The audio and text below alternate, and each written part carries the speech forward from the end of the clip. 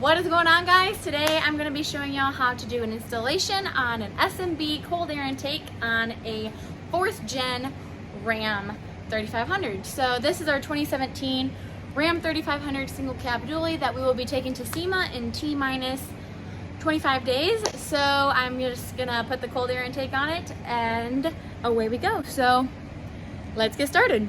The very first thing that you want to start off with is disconnecting both negative battery terminals on both sides so that you don't have crazy check engine light codes pop up. Once you have your two battery cables disconnected, we're going to disconnect these two sensors. I already disconnected this one. All you do is push down on this clip and that opens up inside of there so you can slide it out. And then we're gonna go ahead and take off this one, but first you need to take out this locking pin and slide it up. So what I use is a handy dandy little baby screwdriver, and I just put a little bit of pressure on it to pop it up like that. Then you can wiggle it out like that. All right, so now we're going to loosen up the inlet on the turbo, which I'm using an 8mm and an extension because you have to reach way down there to that nut right there on this clamp. Once you get that loose, then this whole boot down there will be able to come off. Along with this step, you're also going to take this pinch clamp and slide it down. Now, on the 2016 and 2017 models, there's a little rubber piece on the back side of it that needs to be cut off so that it can slide back. So this little rubber piece right there needs to be cut off. Oh, never mind. Well, just tear it off since that's a lot easier. So tear it off, and then get your little pincher grabber doobobs in there. Do not get your fingies pinched because it sucks a whole lot when that happens. So once you have it down there, release your inhibitions, feel the rain on your skin. And then we're gonna go ahead and loosen that clamp way down yonder in the hoochie coochie. All right, so now we're gonna go ahead and remove this. Let me just put this on the way. Remove this 13mm bolt out.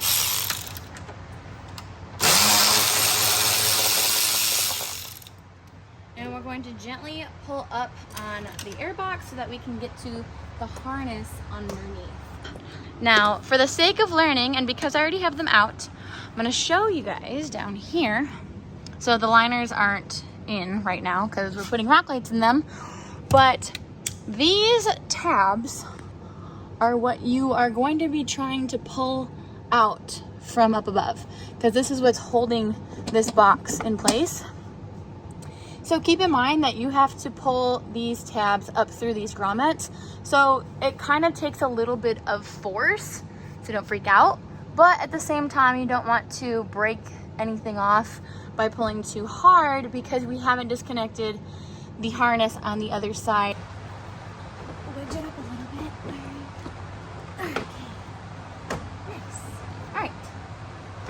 So now that it is disconnected from underneath, now I can shove my hand down in there and disconnect the harness. That's right here. So now that we have it up, we can disconnect this harness that's on the side of the blend door.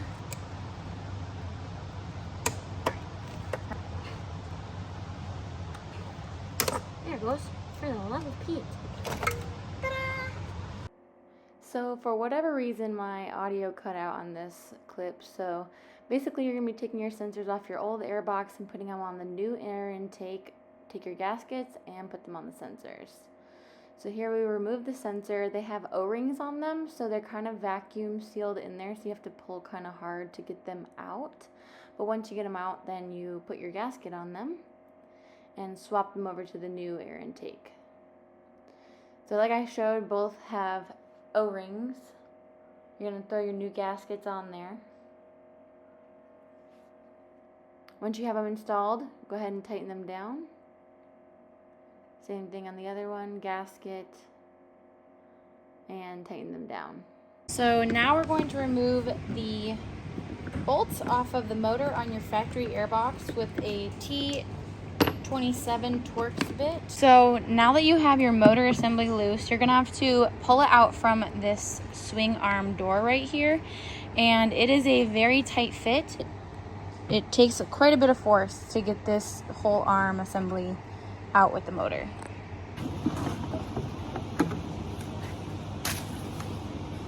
Okay. And voila, it is now off. So now we're going to take our new box right here. So you have the mounting arm in the front. You're gonna take it to the front, flip it directly over. Basically, the only way it can bolt on, essentially, is like that. So then you're gonna take your hardware bag with the spacers and new hardware in it, and you're going to have the spacers in between the two. So you have your spacer in between like that, all right? Make sure the squishy side is towards the bottom because that's what's gonna hold that. So before you tighten any of them down, you definitely wanna make sure you have all your spacers in place beforehand, because once you tighten them all down, you can't put it back there. So these two corners have a lip on the inside of them, so you definitely wanna get your spacers in there first, since you could kind of pick them up and stick them underneath there. And then these other ones are flat on the bottom, so they're not as hard to get underneath. And just kind of tuck them under like that. You want to make sure you get all of them started and then start tightening. Next. Okay, so the next thing we're going to do is take our little baggie that has the little baby Allen head and these two screws that comes with the new swing arm gate. And this is the orientation of how we're going to put this on. We're going to line up the holes so it looks like that. Put the washers on the other side, and then we'll tighten it down. Alright, so now you have your dam tightened down, everything's ready to go. We're moving on to the next step. So now we're going to grab our tube seal. That's the orientation because you have a circle dot and a circle dot. So you want to line those up, and then you're just going to put it on. Beautiful. Next step. Okay, so next we're going to install our side and front inlet seals. Make sure that the seal is in between this air box. So the side of the air box are going to sit in between that lip right here. You have a dot on the seal. You have a dot. That's how you know the orientation of the inside or outside and up or down. So it's going to take a little bit of force, but once it's in, it's in.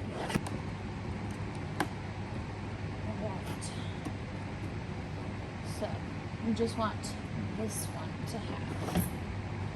So you have it in between the two. Make sure it's good all around. And same one on the front here. Alright. Now we got all of our seals in, and now we're ready for next. Alrighty, so now we're gonna go ahead and install our swing gate.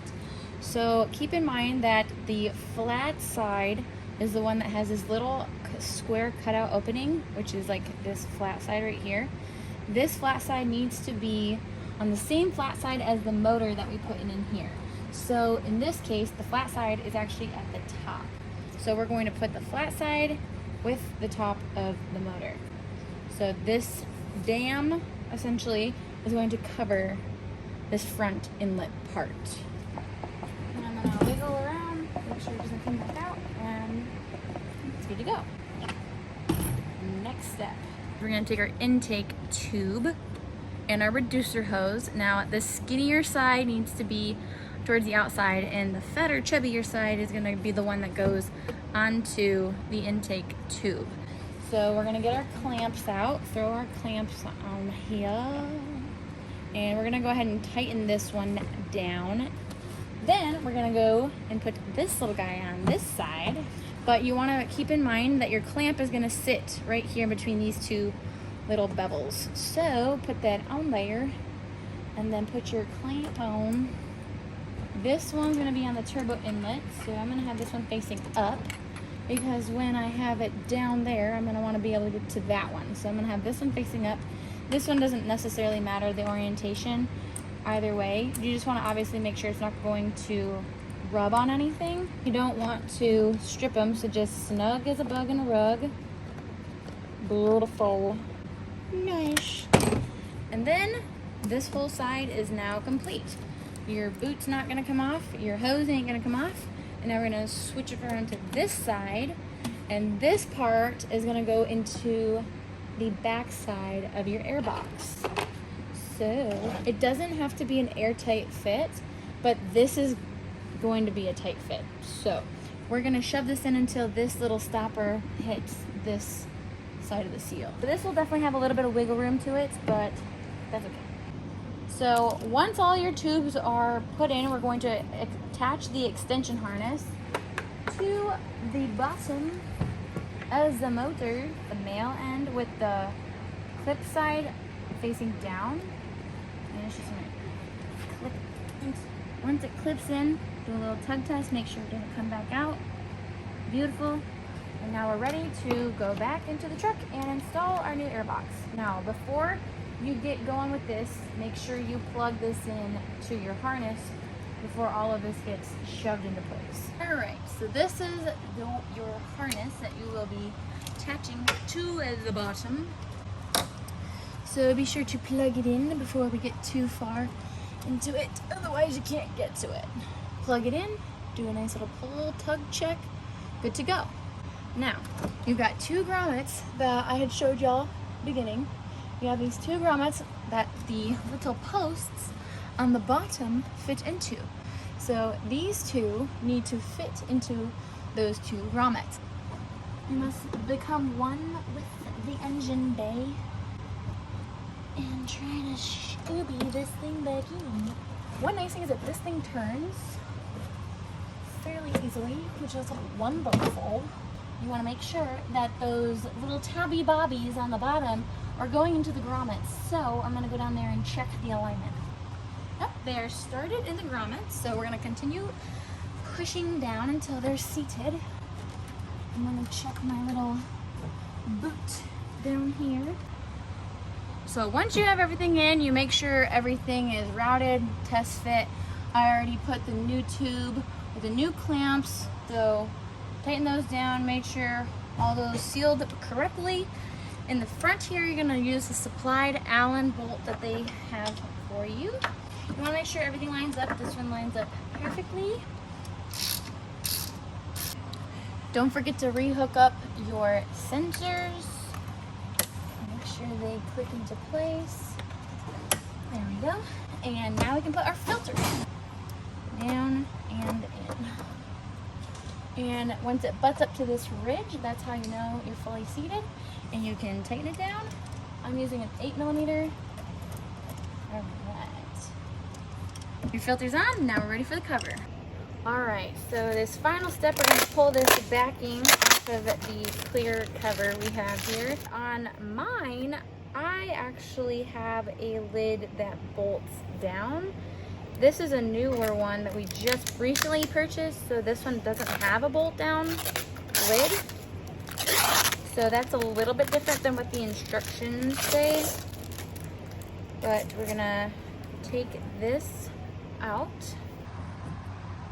So I'll stick the seal in. A little tab goes towards this outside edge. We're gonna feed it on here. Set into place. And work it in. We'll probably go from this corner and work our way towards this outside edge. Alright. That's an airtight fit. Whoa, where? Voila! It is now completed. Don't forget to re-hook up your battery cables on both sides. And then you're going to want to start your truck, key it on, make sure you have no codes, and so on and so on.